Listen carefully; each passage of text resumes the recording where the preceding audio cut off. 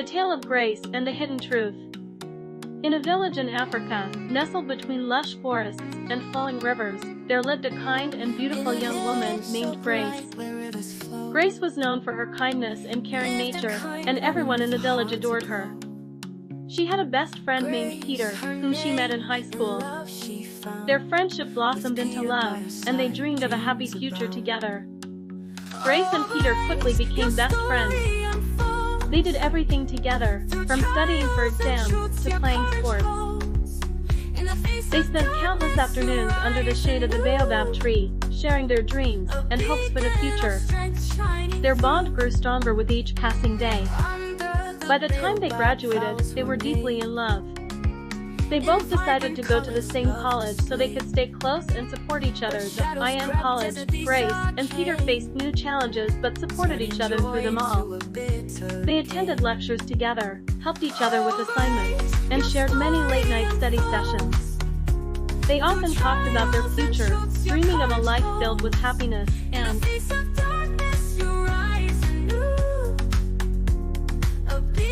success. After college, Peter worked tirelessly to become a doctor.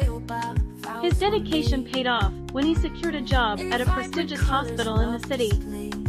With a bright future ahead, Grace and Peter decided it was time to get married. They were eager to start their life together and sought the blessings of Peter's parents. Chief Ikau, Peter's father, was a respected elder in the village. He welcomed Grace with open arms, recognizing her good nature and suitability as Peter's wife. However, Peter's mother, Adisa, was not as welcoming. She was cold and distant towards Grace, making her feel uncomfortable and unwelcome. Adisa would often give Grace disapproving looks and make subtle remarks that hinted at her disapproval. Despite Adisa's behavior, Grace and Peter were determined to proceed with their wedding. They believed their love would overcome any obstacles. The wedding was a grand affair, filled with joy, laughter, and celebration. Friends and family gathered from near and far to witness the union of Grace and Peter. The ceremony took place under the village's ancient baobab tree, a symbol of strength and endurance. Grace wore a beautiful traditional gown made of vibrant kente cloth, adorned with beads and intricate patterns. Her hair was styled in an elaborate updo, decorated with colorful flowers and golden accessories. Peter looked handsome in his ceremonial attire, which included a richly patterned tunic and matching trousers. He wore a beaded necklace that had been passed down through generations in his family. For a while, everything seemed perfect. The newlyweds were happy and successful, and soon, Grace became pregnant with twins. The news of the twins brought immense joy to Grace and Peter. They eagerly prepared for the arrival of their babies, dreaming. They decorated the nursery together, choosing bright colors and playful designs. They bought tiny clothes and toys, imagining the joy their children would bring. However, as Grace's due date approached, her mother couldn't come to help because Grace's sister had also just given birth and needed assistance. With Grace's mother unable to come, Adisa moved in to help with the babies. But instead of providing support, Adisa began to make life difficult for Grace. She demanded to sleep in Grace and Peter's bed, claiming it was a tradition she needed to follow. Peter, unable to refuse his mother. Grace was devastated. She felt betrayed and hurt as Peter removed her from their marital bed, leaving her to sleep alone while he and his mother shared the bed. This arrangement made Grace feel isolated and lonely. Peter became distant, stopped eating the food Grace cooked, and no longer helped with the babies. Adisa's presence turned their home into a place of tension and unease. Feeling desperate and alone, Grace decided to seek help. She called Chief Ikau and her own mother, hoping they could provide guidance.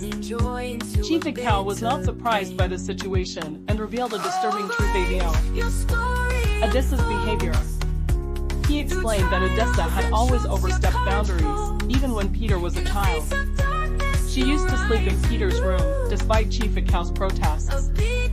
Grace's mother, a warm and nurturing woman with a kind smile and gentle eyes, advised her to leave the toxic environment and return home. After praying and thinking hard, Grace decided to leave.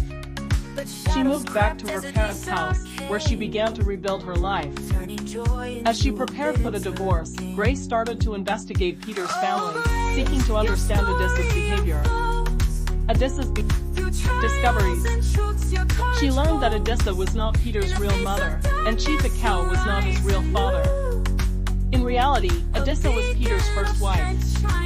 This explained why Adisa was so controlling and desperate for a grandson. Adisa had been pretending to be Peter's mother, to hide the truth from everyone. Grace found out that Adisa had married Chief Cow when she was very young.